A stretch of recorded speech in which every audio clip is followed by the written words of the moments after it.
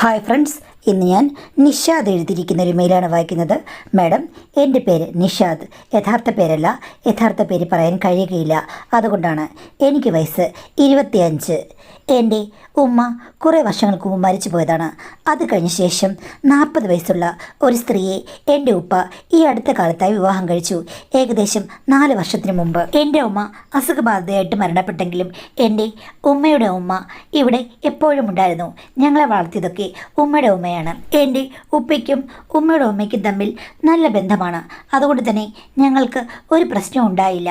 പിന്നീട് പുള്ളിക്കാരിക്ക് വയ്യാതായി കഴിഞ്ഞപ്പോഴേക്കും എൻ്റെ മാമൻ്റെ വീട്ടിലേക്ക് മാറ്റി. ആ സമയത്ത് എല്ലാവരും പറഞ്ഞു, ഒരു അനീതിയുണ്ട്, അത് വളർന്നു വരികയാണ്. അപ്പോൾ നീ ഉപ്പയോട് പറ, ഒരു വിവാഹം കഴിക്കാൻ നിങ്ങൾക്ക് ഒരമ്മയുടെ സാന്നിധ്യം ഈ വീട്ടിൽ ആവശ്യമാണെന്ന്. അങ്ങനെ ഞാൻ ആവശ്യപ്പെട്ട് കഴിഞ്ഞപ്പോഴേക്കും വല്ല പെണ്ണുങ്ങളും വന്ന് കയറിക്കഴിഞ്ഞ് അവസാനം പ്രശ്നമാണെന്ന് നിങ്ങൾ രണ്ടുപേരും പറയരുതെന്ന് പറഞ്ഞു. അങ്ങനെ ഞാനും അനിയത്തിയും കൂടെ അതൊന്നും സാരമില്ല, എന്തായാലും അനിയത്തി കല്യാണം കഴിഞ്ഞ് പോകും, അപ്പോൾ അവൾക്ക് വേറൊരു വീടാകും, പിന്നെ ഞാൻ ഒരു ആൺകുട്ടിയാണ്, അതിൽ പ്രശ്നങ്ങളൊന്നുമില്ല എന്നുള്ള രീതിയിൽ എല്ലാവരും പറഞ്ഞു കഴിഞ്ഞപ്പോഴേക്കും ഉപ്പ കല്യാണത്തിന് സമ്മതിച്ചു. ഉപ്പയെ കാണാൻ ചെറുപ്പവും സമ്പത്ത് ധാരാളമുണ്ട്, നല്ല സ്വഭാവം. അങ്ങനെ ഒരാലോചന വന്നു. അവരുടെ വിവാഹം കഴിഞ്ഞതായിരുന്നു. 10 വർഷത്തോളം കുട്ടികളില്ലാത്തതുകൊണ്ട് അവരുടെ ഭർത്താവ് അവരെ ഉപേക്ഷിച്ച് നിൽക്കുകയായിരുന്നു. അങ്ങനെയാണ് അവർക്ക് ബാപ്പ ഇഷ്ടപ്പെട്ടതും ബാപ്പയ്ക്ക് തിരിച്ചിഷ്ടപ്പെട്ടതും. ബാപ്പ എപ്പോൾ ഞങ്ങളോട് പറഞ്ഞത്, ചിലപ്പോൾ ഇവരുടെ കുഴപ്പം കൊണ്ട് തന്നെയായിരിക്കും കുട്ടികൾ ഉണ്ടാകാതിരുന്നത്. അപ്പോൾ ഇനി അടുത്തൊരു തലമുറ ഉണ്ടാകില്ല, നിങ്ങൾക്കൊരു സഹോദരനോ സഹോദരി വരില്ല, അതായിരിക്കും നല്ലത്, എന്തിനാ വെറുതെ കൺഫ്യൂഷൻ ഉണ്ടാക്കുന്നതെന്ന് ഉപ്പയും പറഞ്ഞു.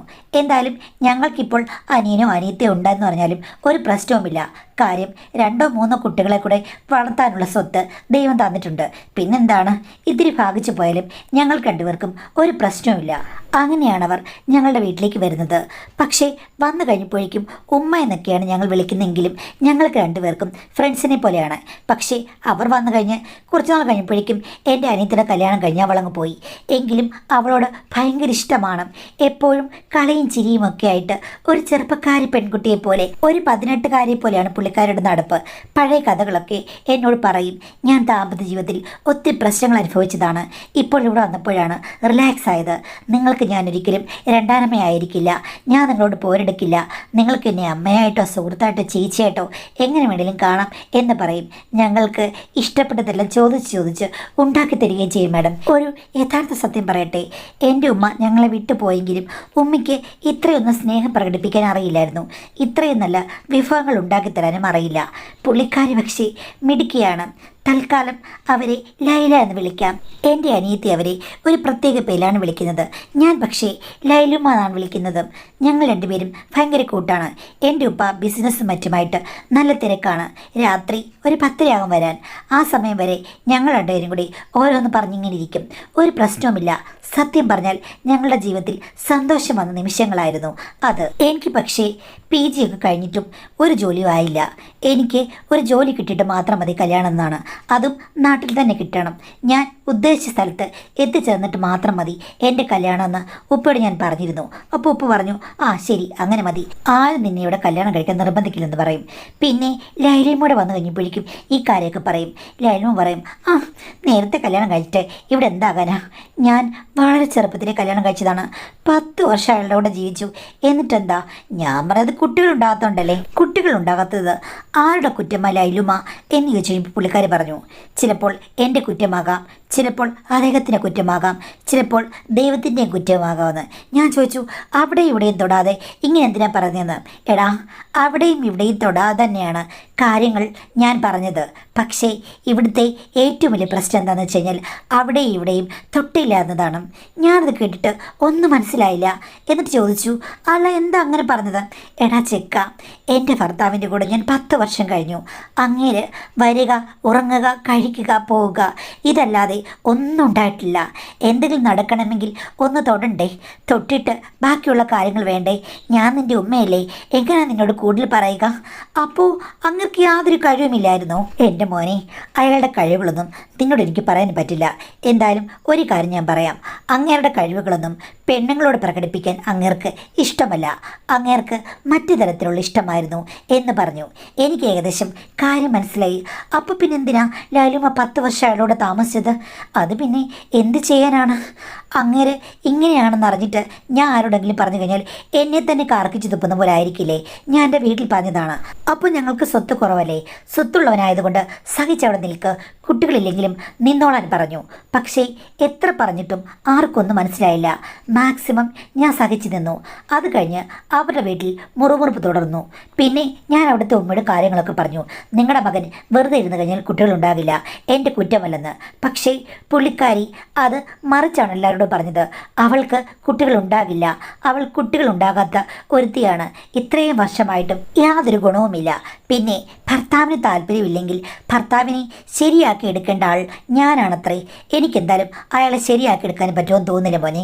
10 വർഷമായിട്ടും ഞാൻ എന്നാലാവുന്ന പഠിച്ച പണി 18 നോക്കിയിട്ടുണ്ട്. പക്ഷേ ഉറങ്ങുന്നവനെ ഉണർത്താം, പക്ഷേ ഉറക്കം നടിക്കുന്നവനെ ഉണർത്താൻ എനിക്ക് പറ്റുമോ? ഉണർത്ത് പാട്ടുകൾ ഞാൻ ഒത്തിരി പാടി, അതെല്ലാം വൃഥാവിലായി മോനെ എന്ന് പറഞ്ഞു. എനിക്ക് കാര്യങ്ങൾ ഏകദേശം മനസ്സിലായി. അപ്പോൾ പിന്നെ എങ്ങനെയാണ് വിവാഹമോചനം നടത്തുന്നത്? അവരുടെ ഉമ്മയായിരുന്നു പ്രശ്നം. എനിക്ക് കുട്ടികളുണ്ടാകില്ല, എന്നെ ഉപേക്ഷിച്ചിട്ട് പുതിയൊരു പെണ്ണെ കല്യാണം കഴിച്ചാൽ ഉടൻ കുട്ടികളുണ്ടാകും എന്നുള്ളതായിരുന്നു അവരുടെ പ്രവചനം. ഭർത്താവ് അതിനെ സമ്മതിച്ചു. കാരണം എന്നെ ഉപേക്ഷിച്ച് കഴിഞ്ഞ് പുതിയൊരു പെണ്ണെ കല്യാണം കഴിക്കുക, അപ്പോൾ അതിനും 10 വർഷം എടുക്കും. അങ്ങേരുടെ ബലഹീനത മറക്കപ്പെടുകയും ചെയ്യും. എന്നാലോ ഹോസ്പിറ്റലിൽ പോയി ചെക്ക് ചെയ്യാൻ ഒട്ടും സമ്മതിക്കുകയില്ല. അങ്ങനെയാണെങ്കിൽ വരികയില്ല. കാര്യം നമ്മൾ ഡോക്ടറോട് ഇത് പറയില്ലേ? അങ്ങനെയായിരുന്നു. പിന്നെ വീട്ടിൽ വന്നു കഴിഞ്ഞപ്പോൾ ഒത്തിരി പ്രശ്നങ്ങളുണ്ടായിരുന്നു. അതൊക്കെ സഹിച്ച് ഞാനവിടെ നിൽക്കുകയായിരുന്നു. പിന്നീട് അയാൾ കല്യാണം കഴിച്ചു ലൈലുമ. പിന്നെ അയാൾ പിറ്റേ വർഷം തന്നെ കല്യാണം കഴിച്ചു. എന്നിട്ടോ അയാൾക്ക് കുട്ടികളുണ്ടായോ? അപ്പോഴേക്ക് ലൈലുമ പൊട്ടിച്ചിരിച്ചു. അയാൾ വേറെ ചെറുപ്പക്കാരി പെണ്ണെ കല്യാണം കഴിച്ചു. വലിയ സ്വത്തുള്ളതല്ലേ, അവളങ്ങ് സമ്മതിക്കുകയും ചെയ്തു. പക്ഷേ അവൾ എന്നേക്കാൾ 10 മടങ്ങ് പിടിക്കുകയായിരുന്നു. വന്ന് 1 വർഷമായപ്പോഴേക്കും അവൾക്ക് കാര്യം പിടികിട്ടി. അവൾ അയാളെ നിർത്തിപ്പൊരിച്ചു എന്ന് പറയാം. അതിനുശേഷം അവൾ എല്ലാവരോടും വിളിച്ചു പറഞ്ഞു, ഭർത്താവിന് സ്ത്രീകളെ ഇഷ്ടമല്ല, മറ്റു പല കുണ്ടന്നൂർ ബൈപ്പാസിൽ കൂടി പോകുന്ന ഒരാളാണെന്ന്. അതോടുകൂടി അങ്ങരുടെ എല്ലാ കാര്യങ്ങളും വെളിവായി. അവൾ ഇട്ടിട്ട് പോവുകയും ചെയ്തു. ഇതാണ് അവിടെ നടന്നത്. അത് കഴിഞ്ഞ ശേഷം അമ്മായിയമ്മ എന്നെ വിളിച്ചു, മോളെ നീ ഇങ്ങി വാ, ഇന്ന് നീ അവനെങ്ങനെ നിക്കാഹ് ചെയ്തു, ഒരു പ്രശ്നവുമില്ല, അവൻ്റെ കൂടെ താമസിക്കും, ഞങ്ങൾ ആരും കുട്ടികൾക്ക് വേണ്ടി ഒന്നും പറയില്ല, ഒരു ഭാര്യ വേണം അവന്, അത്രയും മാത്രം മതിയെന്ന്. ആ സമയത്ത് അവരെ ഞാൻ തെറി വിളിച്ചില്ല. പക്ഷേ മറുപടി ഞാൻ നല്ലപോലെ പറഞ്ഞു. പിന്നെ ഞാൻ വീട്ടിൽ എങ്ങും പോകാൻ നിൽക്കുകയായിരുന്നു. അപ്പോഴാണ് മോനെ ഈ ആലോചന വന്നത് എന്ന് പറഞ്ഞ് അവർ ചിരിക്കുകയും സങ്കടപ്പെടുകയും ചെയ്തു. ഞാൻ പറഞ്ഞു, അല്ല ഉപ്പ ഞങ്ങളോട് പറഞ്ഞത് ഒരു കാര്യമാണ്. എന്താ മോനെ? അല്ല ലൈലുമ്മയ്ക്ക് കുട്ടികളുണ്ടാകില്ല, അതുകൊണ്ടാണ് കല്യാണം കഴിച്ചത്. ഇനി ഈ വീട്ടിൽ കുട്ടികളൊന്നും വേണ്ടെന്നാണ് ഉപ്പ പറഞ്ഞത്. അപ്പോൾ ഇതൊന്നും നേരത്തെ പറഞ്ഞിരുന്നില്ലേ എന്ന് ചോദിച്ചു കഴിഞ്ഞപ്പോഴേക്കും ഞാൻ എൻ്റെ പഴയ കഥകളൊക്കെ പറയാൻ ശ്രമിച്ചതാണ്. പക്ഷേ നിൻ്റെ ഉപ്പ സമ്മതിച്ചില്ല. എൻ്റെ വീട്ടുകാരെ പറഞ്ഞത് എനിക്ക് കുട്ടികളുണ്ടാകാത്തത് കൊണ്ട് ഉപേക്ഷിക്കപ്പെട്ടു എന്നുള്ളതാണ്.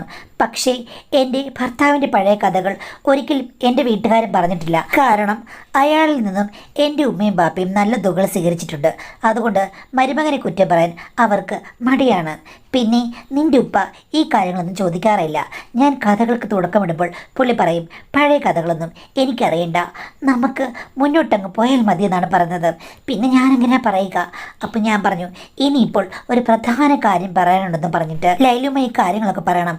അബദ്ധവശാൽ എന്തെങ്കിലും സംഭവിച്ചു പോയെങ്കിൽ പുള്ളി അത്ഭുതപ്പെട്ടു എന്ന് പറഞ്ഞു. ശരിയാ മോനെ, ഞാൻ പല പ്രാവശ്യം വിചാരിച്ചതാണ്, പക്ഷെ എങ്ങനെ പറയുക എന്നോർത്തിരിക്കുകയാണ്. പിന്നെ പുള്ളി എന്നെ സ്നേഹിച്ച് തുടങ്ങിയിട്ടേ ഉള്ളൂ. ഞങ്ങൾ തമ്മിൽ കറക്റ്റ് ട്രാക്കിലേക്ക് വന്നിട്ടില്ല. അങ്ങനെ ആകുമ്പോൾ പറഞ്ഞാൽ മതി എന്ന് പറഞ്ഞാലിരിക്കുകയാണ്. പക്ഷേ ഉടനെ തന്നെ ട്രാക്കിലേക്ക് വീഴും തോന്നുന്നു. ഇപ്പോൾ കുളം കര എന്ന് പറഞ്ഞ് നിൽക്കുകയാണ് ആ ചെക്ക എന്ന് പറഞ്ഞ് എൻ്റെ തോളത്തടിച്ചിട്ട് ലൈലുമ പെട്ടെന്ന് പൊട്ടിച്ചിരിച്ചു. ഞാൻ അത്ഭുതത്തോടുകൂടി പുള്ളിക്കാരി നോക്കി. അപ്പോൾ പുള്ളിക്കാരി അയ്യോ പറഞ്ഞത് അബദ്ധമായിരുന്നോർത്ത് എന്തോ ഇങ്ങനെ കൈ കടിച്ചു. എന്നിട്ട് എന്നോട് പറഞ്ഞു, സോറിടാ, ഞാൻ എൻ്റെ ഫ്രണ്ട്സിനോടൊക്കെ പറഞ്ഞ പോലെ നിന്നോടങ്ങ് പറയുകയാണ് കേട്ടോ. ശരിക്കും നിന്നോട് അങ്ങനെ പറയാൻ പാടില്ലായിരുന്നു. നിൻ്റെ ബാപ്പയല്ലേ, ബാപ്പയെക്കുറിച്ച് ഞാൻ കുളം കര എന്ന് പറഞ്ഞ് നിന്ന് കഴിഞ്ഞാൽ നീ എന്ത് വിചാരിക്കും? നിൻ്റെ ബാപ്പയെ പറ്റിയിട്ട് എന്നെപ്പറ്റി നീ എന്ത് വിചാരിക്കും? സോറിടാ കുട്ട എന്ന് പറഞ്ഞ് പുള്ളിക്കാരി എൻ്റെ പുറത്ത് സാന്ത്വനിപ്പിച്ച് തലോടി. ഞാൻ പറഞ്ഞു, ഫ്രണ്ട്സിനെ പോലെ കാണല്ലേ പറഞ്ഞത്, അതുകൊണ്ട് അതുകൊണ്ട് നമുക്ക് എന്തും പറയാം. നീ കല്യാണം കഴിക്കാതിരിക്കാൻ എന്തെങ്കിലും കാര്യമുണ്ടോടാ? ഞാൻ പറഞ്ഞു എനിക്ക് ജോലി കിട്ടിയ കല്യാണം കഴിക്കുന്നുള്ളൂ. നിനക്ക് ആരുടെങ്കിലും പ്രേമമുണ്ടോ? ഞാൻ പറഞ്ഞു അന്യജാതിയിൽപ്പെട്ടൊരു പെണ്ണുമായിട്ട് എനിക്ക് പ്രേമമുണ്ടായിരുന്നു, പക്ഷേ അവൾ പിന്മാറി. അതൊക്കെ വലിയ കോംപ്ലിക്കേറ്റഡ് കാര്യം കൂട്ടാ. നീയാണെങ്കിൽ അതിനൊന്നും പോണ്ട. നീ ഒരു പെണ്ണിനെ പ്രേമിക്കേണ്ട. നിൻ്റെ ബാപ്പ കണ്ടുപിടിച്ച് തരുന്ന പെണ്ണെ മാത്രം കല്യാണം കഴിച്ചാൽ മതി. അതെന്താ? ഉപ്പ് കണ്ടുപിടിച്ച് തരുന്ന പെണ്ണുങ്ങൾക്ക് എന്തെങ്കിലും പ്രത്യേകത ഉണ്ടോ? അപ്പോൾ ലൈലും എന്നോട് ചേർന്ന് നിന്നിട്ട് എൻ്റെ തോളിൽ മുട്ടിക്കൊണ്ട് പറഞ്ഞു, പിന്നെ പ്രത്യേകതയുണ്ട്. എന്നെപ്പോലെ നല്ല ഹോറിയായിരിക്കും. 40ാമത്തെ വയസ്സിൽ ഞാൻ ഹോറിയായിരിക്കുമ്പോൾ നിനക്ക് കിട്ടുന്ന പെണ്ണ് 20കാരിയോ 21കാരിയോ ആയിരിക്കാം. അവളുടെ മൊഞ്ച്, അവളുടെ ശേല് ഒക്കെ നീ ഒന്ന് ആലോചിച്ച് നോക്കിയേ. ആ ഹോറിയെ തന്നെ നിനക്ക് കിട്ടും. നല്ല ഹോറുകളെ കണ്ടുപിടിക്കാൻ നിൻ്റെ ഉപ്പ മിടുക്കനാണ്. അതെന്താ അങ്ങനെ പറഞ്ഞത്? നിൻ്റെ ഉമ്മ എന്ത് സുന്ദരിയായിരുന്നു, എന്നെ കണ്ടുപിടിച്ചു. അതേപോലെ തന്നെ നിനക്ക് കണ്ടുപിടിക്കുന്നതും സൂപ്പർ ഒരു പെണ്ണായിരിക്കും. അതുകൊണ്ട് നിൻ്റെ ഉപ്പയുടെ ചോയ്സാണ് ചോയ്സ് എന്ന് പറഞ്ഞു. ഞാൻ പറഞ്ഞു ഓക്കെ, ഞാൻ അനുസരിക്കാമെന്ന്. അങ്ങനെ പറഞ്ഞ് 2-3 ദിവസം കഴിഞ്ഞപ്പോഴാണ് മാഡം ഒരു ദിവസം എൻ്റെ പെങ്ങളും പെങ്ങളുടെ ഭർത്താവും കൂടെ വന്നു. അപ്പോൾ എന്തോ പതിവില്ലാതെ അവർ 3-4 ദിവസം അവിടെ താമസിച്ചു. എൻ്റെ പെങ്ങളുടെ ഭർത്താവിനെ കണ്ടാലും നല്ല സുന്ദരനാണ്. അവൻ ജിമ്മിലൊക്കെ പോയി നല്ല രീതിയിൽ ബോഡി മെയിൻറ്റെയിൻ ചെയ്യുന്ന ഒരാളാണ്. എന്നെപ്പോലെയല്ല, ഞാൻ സാധാ രീതിയിലാണ്. അപ്പോൾ അവൻ ഇത്തിരി ഇളക്കക്കാരനല്ലേ എന്ന് പലപ്പോഴും എനിക്ക് തോന്നിയിട്ടുണ്ട്. ഞാൻ എൻ്റെ പെങ്ങളോട് തന്നെ ചോദിച്ചിട്ടുമുണ്ട്.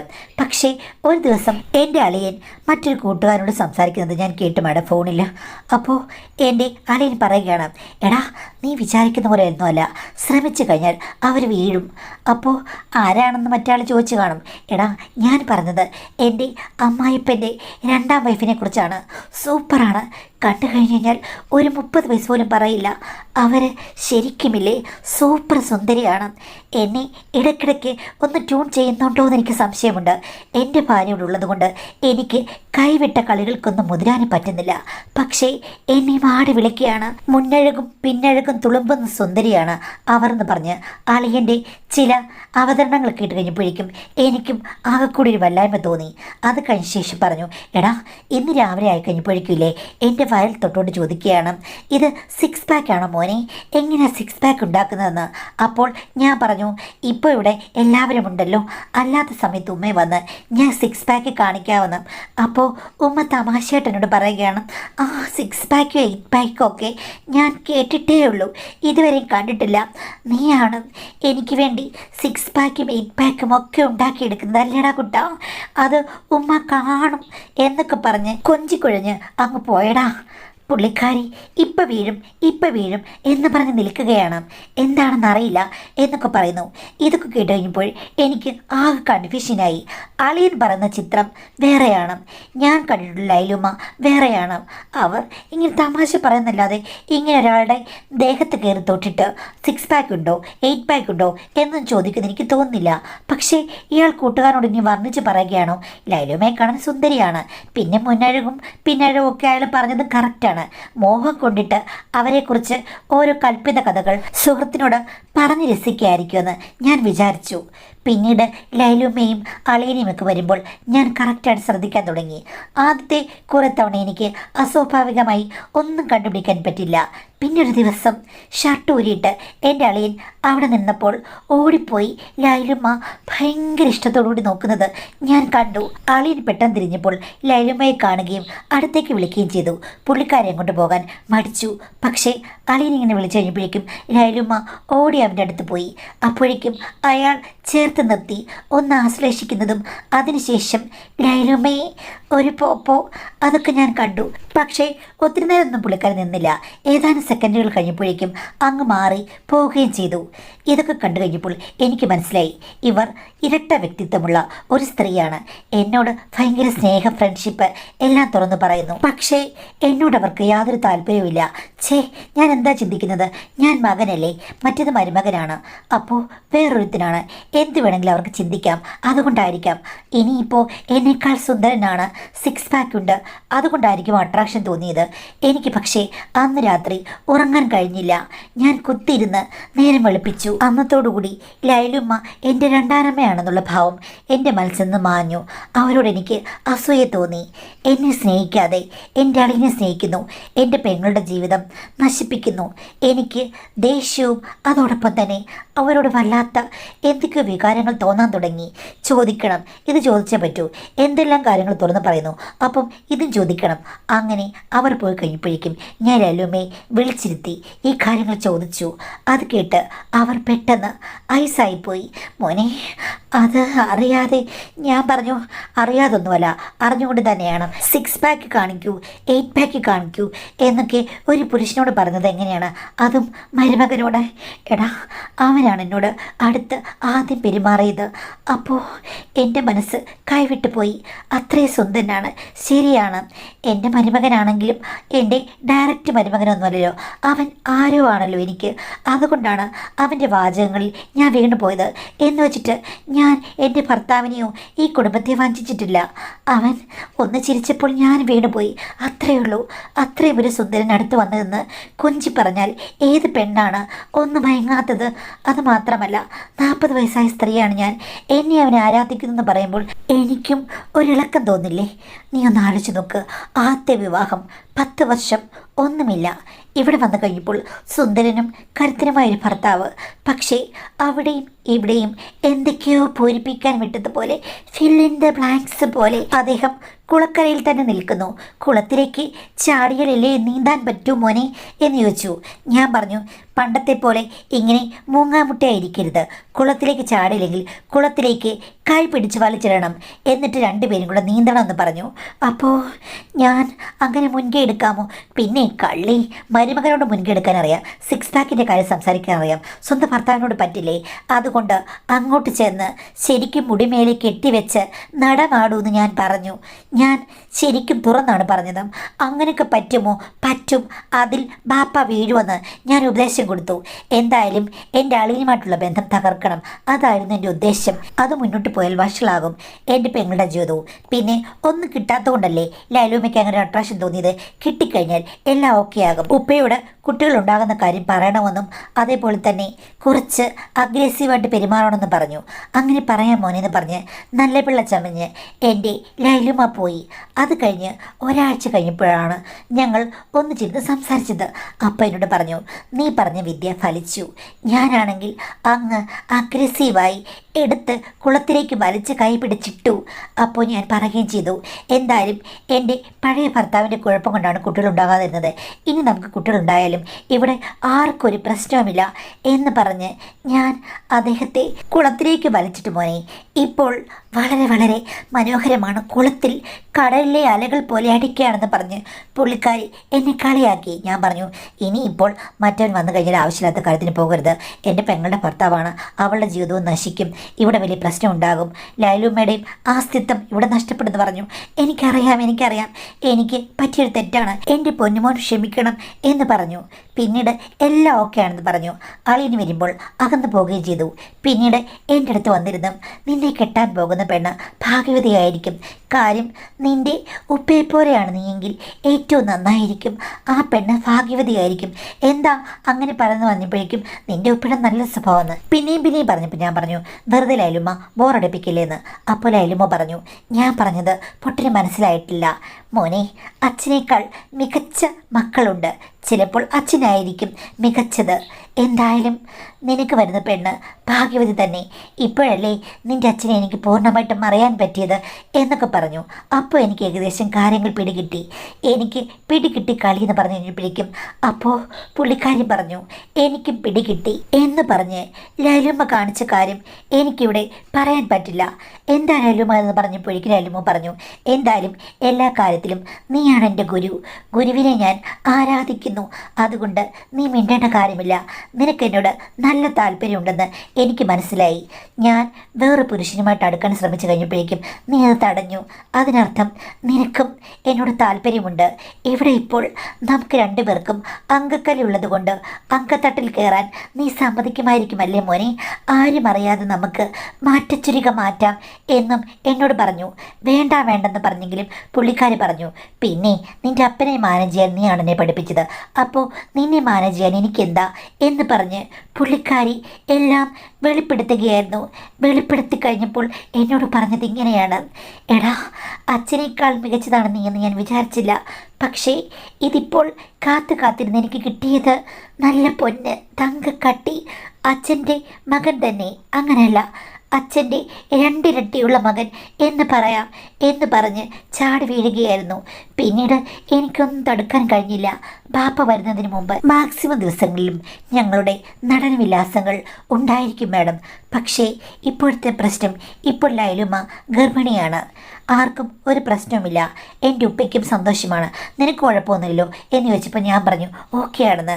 പക്ഷേ ലൈലുമ്മ എന്നോട് പറഞ്ഞത് നിൻ്റെ ബാപ്പയുടെ ഒന്നും അല്ലേ കുട്ടി. ഞാൻ പേടിച്ച് ചോദിച്ചു കഴിഞ്ഞപ്പോഴേക്കും ലൈലുമ്മ പറയുകയാണ്, അതിന് തെളിവ് ഞാൻ പറയാം. അദ്ദേഹം മിടുക്കനും കരുത്തിനുമാണ്, എങ്കിലും പ്രവാഹമില്ല. പ്രവാഹമുള്ളത് എൻ്റെ ഇളം കുഞ്ഞിനല്ലേ. ഏറ്റവും വലിയ പ്രവാഹക്കാരന് മാത്രമേ ഒരു കുട്ടിയുടെ അച്ഛനാകാൻ പറ്റൂ എന്ന് പറഞ്ഞ് എന്നെ പുകഴ്ത്തി പറയുകയാണ്. നീ പേടിക്കൊന്നും വേണ്ട, എല്ലാവരും മാനേജ് ചെയ്യും, നീ ഒന്നും പേടിക്കണ്ടെന്ന് പറഞ്ഞ് പഴയതിനേക്കാൾ നല്ല ജോലിയായിട്ട് ഇപ്പം നടക്കുകയാണ്.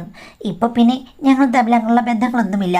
എന്നാലും എനിക്ക് നല്ല പേടിയുണ്ട് മാഡം, ഇത് ആരുടെ കുട്ടിയാണ് എങ്ങനെയാകുന്നൊക്കെ. പക്ഷേ ലൈലുമ്മയ്ക്ക് ഒരു പേടിയില്ല.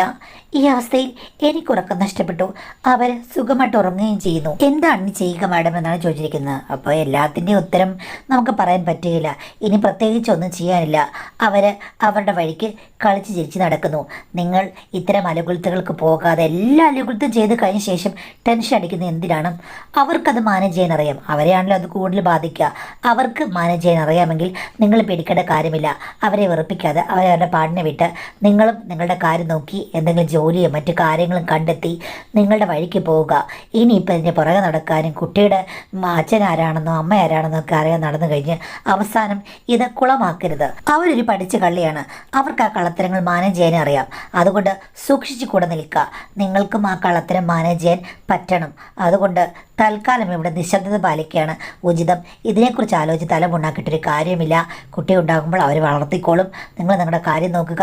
വേറെ ജീവിതത്തിൽ ഒത്തിരി കാര്യങ്ങൾ ശ്രദ്ധിക്കാനൊക്കെയുള്ള പ്രായമാണ്.